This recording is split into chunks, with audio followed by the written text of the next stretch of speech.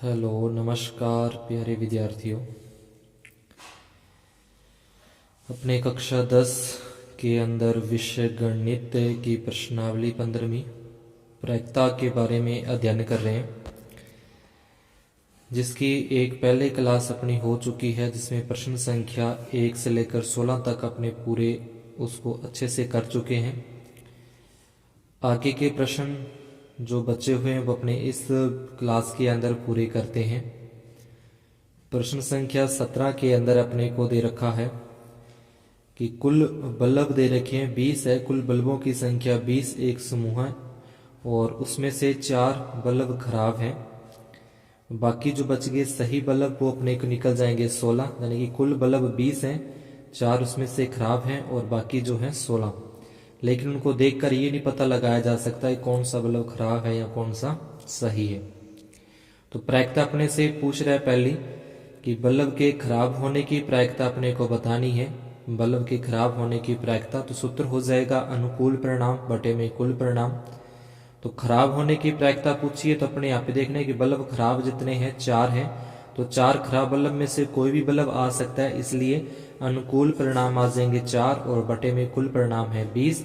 4 के पाड़े से काटे तो ये कट जाएगा 4 एकम और 4 5 20, यानी कि 1/5 जो है बल्ब खराब होने की प्रायिकता आ जाएगी।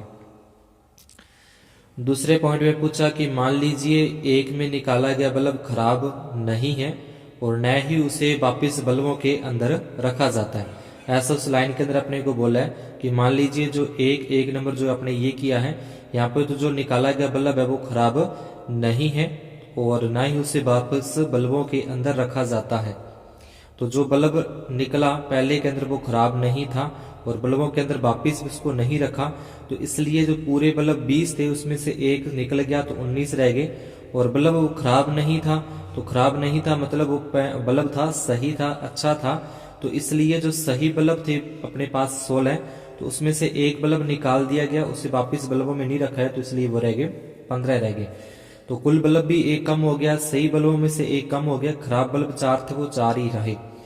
अब इसमें अपने को प्रायिकता पूछ रहे कि बल्ब खराब नहीं होगा की प्रायिकता बतानी है, कि बल्ब खराब नहीं होने की प्रायिकता। इसको खराब नहीं होने की प्रायिकता या कह सकते हैं कि सही बल्ब होने की प्रायिकता, तो जो हो जाएगा सही बल्ब है 15 और बटे में आ जाएगा 19। 18वें प्रश्न के अंदर एक पेटी में डिस्क है, डिस्क के ऊपर गिनती लिखी है, अंक लिखे हैं, अंक अंकित है 90 तक, यानी कि 1 से लेकर 90 तक उसके ऊपर अंकित है, अंक अंकित है 1 से लेकर 90 तक।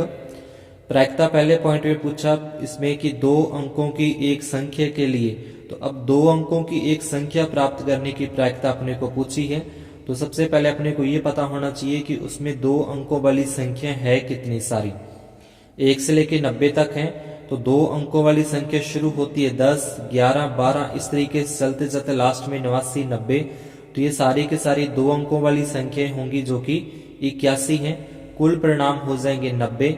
अतः 2 अंकों की संख्या अंकित होने की प्रायिकता, ये अपना सूत्र लगा देंगे अनुकूल परिणाम बटे कुल परिणाम। तो 2 अंकों वाली संख्या की प्रायिकता हो जाएगी अनुकूल परिणाम है 81, क्योंकि 81 संख्या है जिनमें 2 अंक आते हैं, और बटे में 90, दोनों 9 के पाड़े से कट जाएगा, 9/10 आ जाएगा अपना। उसके बाद दूसरा पॉइंट है, इसमें पूछा है कि एक पूर्ण वर्ग संख्या प्राप्त करने की प्रायिकता बतानी है। तो पहले इसके लिए अनुकूल परिणाम लिखेंगे। पूर्ण वर्ग संख्या जिसका वर्गमूल होता है, जैसे 1 का वर्गमूल 1, 4 का वर्गमूल 2, 9 का वर्गमूल 3, 16 का वर्गमूल 4, तो जो किसी न किसी संख्या का वर्गमूल निकलता है वो होती है पूर्ण वर्ग संख्या। तो ये टोटल 9 संख्या है, 1 से लेकर 90 तक की गिनती के अंदर पूर्ण वर्ग संख्या आती है 9, तो अनुकूल परिणाम तो हो जाएंगे 9। उसके बाद प्रायिकता बतानी है, एक पूर्ण वर्ग संख्या अंकित होने की प्रायिकता, अनुकूल परिणाम और बटे में कुल परिणाम, यानी कि 9/90। 9 के पाड़े से काटे तो 9 एकम 9 और 10 में 90 अपना आंसर आ जाएगा। इसके बाद पूछा कि 5 से विभाज्य संख्या के लिए, तो 5 से विभाज्य संख्या के लिए प्रायिकता बतानी है। तो पहले अनुकूल परिणाम, ऐसी संख्या जिसमें 5 का भाग पूरा पूरा जाता है, तो ये सारी की सारी आ जाएंगी जिसमें 5 का भाग पूरा पूरा जाता है, कुल संख्याएं होंगी 18। तो वही सूत्र आ जाएगा। प्रायिकता ज्ञात करनी है तो अनुकूल परिणाम और बटे में कुल परिणाम, यानी कि 18 एकम 18 और 18 पांचे 90, जो कि 1/5 अपना आंसर होगा। इसके बाद है प्रश्न संख्या 19, जिसके अंदर अपने को एक पासे के बारे में बोला है और पासे पर ये जो अक्षर हैं वो लिखे हुए हैं ABCDE और A। पासा है जिसपे 6 होते हैं, तो ये 6 यहाँ पे इस तरीके से ये अक्षर है वो लिखे हुए हैं। तो पहला पूछ रहा है कि A प्राप्त करने की प्रायिकता, यानी कि A को प्राप्त करने की प्रायिकता अनुकूल परिणाम बटे में कुल परिणाम, सूत्र लगा देंगे। अब A प्राप्त करने के लिए जो अनुकूल परिणाम है, तो A एक तो इसमें यहाँ पे आ रहा है, एक यहाँ पे आ रहा है A, यानी कि अनुकूल परिणाम हो जाएंगे 2, क्योंकि 2 बार A आ रहा है इसमें, और कुल परिणाम हो जाएंगे 6, कुल ये 6 हैं सारे। उसके बाद प्रायिकता A प्राप्त होने की, तो अनुकूल परिणाम बटे में कुल परिणाम, यानी कि 1/3। उसके बाद D प्राप्त करने की प्रायिकता है, तो D को प्राप्त करने के लिए सेम सूत्र लगाना है, अनुकूल परिणाम बटे में कुल परिणाम। अनुकूल परिणाम है तो इसमें जो D है वो एक बार ही आ रहा है, तो एक बार है इसलिए यहाँ पे एक बार रखना है D, और D प्राप्त करने की प्रायिकता 1/6 अपनी हो जाएगी। इसके बाद प्रश्न संख्या 21, जिसमें अपने कुछ पेनों के बारे में बोला है, सही पेन, खराब पेन और कुल पेन है। तो कुल पेन अपने को प्रश्न में दे रखे हैं, कुल पेन है 144, उनमें से खराब पेन है 20, लेकिन इसमें देखकर ये नहीं पता लगाया जा सकता कौन सा पेन खराब है या कौन सा पेन सही है। कुल पेन 144, खराब पेन है 20, और बाकी जो बच गए 144 में से 20 घटा के 124 पेन है वो सही पेन है, अच्छे पेन है, चलने वाले पेन है। कुल पेन हो गए दे रखे हैं, खराब पेन दे रखे हैं, तो अच्छे पेन अपने निकाल लेंगे माइनस करके 124। पहला पॉइंट पूछा है कि पेन खरीदने की प्रायिकता, तो पेन जो है वो खरीदने की प्रायिकता के लिए सूत्र आ जाएगा अनुकूल परिणाम और बटे में कुल परिणाम, अपना ये सूत्र है। उसके बाद पेन खरीदने के लिए, तो जो खरीदने वाले पेन मतलब जो सही पेन है वो हो जाएंगे अपने 124। 124 पेन है जो सही पेन है, और सही पेन ही खरीदे जाते हैं। तो प्रायिकता अपने से पूछिए कि पेन खरीदने की प्रायिकता, तो अपने कौन सा पेन खरीदना चाहते हैं, सही पेन या खराब पेन। तो जो भी पेन खरीदता है वो ये चाहता है कि सही पेन ही खरीदा जाए, तो इसलिए जो सही पेन है वो 124 और बटे में कुल परिणाम है वो 144, ये 4 के पाड़े से कट देंगे तो 31/36 आ जाएगा। दूसरे पॉइंट पे पूछा पेन नहीं खरीदने की प्रायिकता, तो अपने कौन सा पेन नहीं खरीदना चाहते, जो पेन खराब है वो अपने नहीं खरीदना चाहते।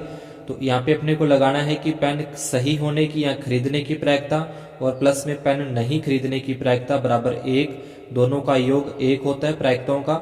तो पेन खरीदने की प्रायिकता अपने निकाल दी है कि 31/36, नहीं खरीदने की अपने को ज्ञात करनी है बराबर में 1। ये 31/36 इस तरफ लेके आएंगे तो ये हो जाएंगे माइनस के 1 के बटे में 1 लगा के 36 इसका लघुत्तम आ जाएगा। 36 को 1 से गुना करना है 36, 1 को 31 से गुना करें 31 आ जाएगा, दोनों को माइनस करने पर आता है 5। 36 में से 31 माइनस करें 5 और बटे में 36, अतः पेन नहीं खरीदने की जो प्रायिकता है वो 5/36 आ जाएगी। इसके बाद प्रश्न संख्या अपनी है 22, जो कि उदाहरण नंबर 13 जो बुक में दे रखा है वहां से इसको सवाल को लिया गया है, जिसमें दो पासों के बारे में अपने को बात की गई है 13वें उदाहरण के अंदर। तो दोनों पासे को अगर जब फेंकते हैं, दोनों पासों को फेंका जाता है, तो इस तरीके के परिणाम अपने को प्राप्त होते हैं। ये दो पासों को फेंकने पर प्राप्त होने वाले परिणामों को इस तरीके से लिखा जाता है। कुल परिणाम ये होते हैं 36। तो जब भी प्रश्न में बोला जाता है कि एक पासे को 2 बार फेंका जाता है, या प्रश्न में कह दे कि 2 पासों को 1 बार फेंका जाता है, एक पासे को 2 बार फेंका जाता है या 2 पासों को 1 बार फेंका जाता है, तब इस तरीके के जो परिणाम है वो अपने को सारे के सारे ये परिणाम लिखने हैं। कुल परिणाम होते हैं 36, ये ध्यान से रखना है। इस तरीके से पहले 1 के साथ लिखेंगे 6 तक, फिर 2 के साथ इस तरीके से 6 तक लिखना है, फिर 3 के साथ, इस तरीके सारे 36 परिणाम अपने को प्राप्त होते हैं। अब अपने को 22वें प्रश्न में कुछ पूछ रखा है कि दोनों पासों की संख्याओं का योग, तो ये कह रहा है कि दोनों पासों की संख्याओं का योग 2 होने की प्रायिकता अपने को बतानी है, योग 3 होने की प्रायिकता अपने को बतानी है, 4 होने की प्रायिकता बतानी है, योग 5 होने की प्रायिकता बतानी है, योग 6 होने की, इस तरीके सभी की योग होने की प्रायिकता का अपने को निकालना है, बताना है। तो जैसे पर लिखा है कि प्रायिकता 2 प्राप्त होने की, तो अब पासों को फेंकना है और योग 2 आने की जो प्रायिकता है तो सिर्फ यहाँ पे ही है कि इन दोनों संख्याओं को जोड़ेंगे तो योग है वो 2 प्राप्त होता है, यानी कि अनुकूल परिणाम 1 ही है। फिर कह रहे हैं कि योग 3 प्राप्त होने की, तो अब 3 प्राप्त कब होगा, जब इसको 1 और 2 को जोड़ेंगे और इधर से 2 और 1 को जोड़ेंगे, तो ये 2 कुल अनुकूल परिणाम है वो अपने पास 2 आते हैं, जिसमें योग क्या प्राप्त हो जाए, 3 प्राप्त हो जाए। फिर योग 4 प्राप्त करने की है, तो इन दोनों को जोड़ेंगे 4 आते हैं, इन दोनों को जोड़ेंगे भी 4 आते हैं, इन दोनों को जोड़ेंगे तो भी 4 आते हैं। तो योग 4 प्राप्त करने की के लिए जो अनुकूल परिणाम है वो अपने पास 3 आ जाएंगे। ये 3 क्या है, योग 4 प्राप्त करने के। उसके बाद योग 5 प्राप्त करना है, तो 1 परिणाम, 2 परिणाम, 3 परिणाम, 4 परिणाम। तो इस तरीके से योग 4 प्राप्त करने के जो अपने पास परिणाम आ जाएंगे, सॉरी 5 प्राप्त करने के वो 4 परिणाम आएंगे। तो इस तरीके सभी संख्याओं का योग प्राप्त करने के अपने को पहले अनुकूल परिणाम लिखने हैं, उसके बाद प्रायिकता अनुकूल परिणाम बटे में कुल परिणाम। तो अनुकूल यहाँ पे 1 है और बटे में कुल परिणाम 36। योग 3 प्राप्त करने के अनुकूल परिणाम 2 बटे में 36, इसको अपने 2 के पाड़े से काट के भी लिख सकते हैं, 1 बटे 18। फिर योग 4 प्राप्त करने के हैं, अनुकूल परिणाम 3 हो जाएंगे, 3 बटे 36। योग 5 प्राप्त करने के 4 बटे 36। योग 5 का मतलब इनको देखना है जोड़ के यहाँ पे कि इनको जोड़ेंगे 5, फिर इनको जोड़ा 5, इनको जोड़ा 5, इनको जोड़ा 5, तो ये 4 परिणाम आते हैं। तो इस तरीके से सारी की सारी सारणी है वो अपने को पूरी करनी है। योग 6 प्राप्त करने के 5 परिणाम जो की प्रायिकता 5 बटे 36। योग 7 करने के अनुकूल परिणाम हो जाएंगे 6, तो ये 6 बटे 36 यानी कि 1 बटे 6। योग 8 प्राप्त करने की प्रायिकता वापिस कम होने लग जाएंगी, 5 बटे 36 आ जाएगा। 9 प्राप्त करने के लिए 4 बटे 36। 10 योग 10 प्राप्त करना है तो 3 परिणाम आएंगे। अब 10 कैसे प्राप्त होगा, जैसे 4 और 6 को जोड़े 10 होता है, 5 और 5 को जोड़े 10 होता है, 6 और 4 को जोड़े तो ये 3 ही संख्याएं हैं, 3 ही परिणाम है जिनको जोड़ने पर 10 प्राप्त होता है। इसलिए यहाँ पे लिखा कि जो अनुकूल परिणाम है वो 3 और प्रायिकता होती है अनुकूल परिणाम बटे में कुल परिणाम। इस तरीके से अपने इन सभी की प्रायिकता निकालनी है। अगर अपने से प्रश्न पूछे कि योग 13 प्राप्त करने की प्रायिकता, तो इसके अंदर कभी भी योग 13 प्राप्त नहीं होता, 0 होता है अनुकूल परिणाम, तो इसलिए इसका आ जाएगी जो प्रायिकता है वो भी 0 आएगी। प्रश्न संख्या 24 के अंदर अपने को पूछा, तो बोल तो वही रहा है कि 2 पासों को एक बार फेंका जाता है, 2 पासों को एक बार फेंका जाएगा, तो इस तरीके की कंडीशन ही अपने को बनेगी। प्रश्न के अंदर अपने से पूछा है कि 5 किसी भी बार में नहीं आने की प्रायिकता, यानी कि यहाँ पे जो अपने ये परिणाम प्राप्त हुए हैं इनमें से वो परिणाम अपने को लेने हैं जिनके अंदर 5 नहीं आता, 5 नहीं आ रहा, 5 प्राप्त नहीं होने की प्रायिकता बतानी है। तो ये 5 को छोड़ते हुए यानी कि एक तो इस लाइन को पूरी की पूरी को छोड़ देंगे, इसमें 5 आ रहा है, और एक ये पूरी लाइन को अपने छोड़ देंगे, इसके अंदर भी 5 आ रहा है। तो इनको छोड़ने के बाद जो बचती हैं वो सारी की सारी क्या है, ऐसी हैं जिनमें 5 प्राप्त नहीं होता। तो इसलिए जो अनुकूल परिणाम आएंगे वो आ जाएंगे अपने 25 और कुल परिणाम होंगे 36। 5 नहीं प्राप्त होने की प्रायिकता बतानी है तो अनुकूल परिणाम बटे में कुल परिणाम यानी कि 25 बटे 36 आ जाएगा। अगर अपने से प्रश्न पूछता है कि 5 प्राप्त करने की प्रायिकता यानी कि 5 कम से कम एक बार प्राप्त करने की प्रायिकता, तो 5 कम से कम एक बार इसमें आता है, 5 कम से कम एक बार इसमें आता है, कम से कम एक बार इसमें आता है, कम से कम एक बार इसमें आता है और एक बार इसमें आता है। तो एक तो ये हो जाएंगे 1 2 3 4 5, फिर यहाँ से 6 7 8 9 और 10। इस तरीके से अपना आ जाएगा ये, जिसमें 5 कम से कम एक बार आता है। और अगर पूछे कि 5 कम से कम 2 बार आने की प्रायिकता, 2 बार सिर्फ इसमें आता है जिसमें 5 कम से कम 2 बार आता है। अब अकेला 5 नहीं पूछ सकता, अपनी इसी भी कह सकते हैं कि 4 कम से कम एक बार आने की, 3 कम से कम एक बार आने की, 2 कम से कम एक बार आने की। तो इस तरीके से कोई भी संख्याओं के बारे में अपने से पूछ सकता है। ये अपने लिख देंगे 5 कम से कम एक बार आने की प्रायिकता अनुकूल परिणाम और बटे में कुल परिणाम, इस तरीके से आ जाएगा। उसके बाद बात कर रहे हैं 23वें प्रश्न के सिक्के को 3 बार उछालने पर। तो सिक्के को कह सकता है कि एक बार उछालने पर, 2 बार उछालने पर है, 3 बार उछालने पर। तो यहाँ प्रश्न में अपने को दिया है कि 3 बार उछालने पर है, तो 3 बार जब उछालेंगे तो उसके टोटल 8 परिणाम अपने को प्राप्त होते हैं। तो इस तरीके से ये 8 के 8 परिणाम अपने को याद रखने हैं कि एक सिक्के को 3 बार उछालते हैं। मान लो कि पहली बार उछाला हेड आया, दूसरी बार उछालने पर भी हेड आ गया, तीसरी बार उछालने पर भी हेड आ गया। उसके बाद दोबारा फिर देखा तो पहली बार हेड आया, दूसरी बार हेड आया, तीसरी बार टेल आ गया। तो इस तरीके से अलग अलग कितनी संभावनाएं सिक्के को 3 बार उछालने की बनती हैं, वो सारी की सारी संभावनाएं यहाँ पे लिखनी है। कोई भी सेम दोबारा रिपीट नहीं होना चाहिए। तो कुल परिणाम अपने पास आ जाएंगे 8। अब प्रायिकता अपने से कह रहा है, पूछ रहा है कि हनीफ के खेल हार जाने की प्रायिकता बतानी है, और प्रश्न में कंडीशन दी है कि हनीफ कब खेल हारता है और कब जीतता है। तो इसका हो जाएगा कि जब तीनों बार चित या तीनों बार पट आते हैं, जब तीनों बार चित आता है या तीनों बार पट आता है तो हनीफ खेलता है, यानी कि तीनों बार एक जैसे परिणाम प्राप्त होते हैं। तीनों बार या तो हेड आ जाए, तीनों बार या तो टेल आ जाए, तभी वो हनीफ खेल जीत सकता है। अगर ये तीनों बार अलग अलग आते हैं तो हनीफ खेल हार जाएगा।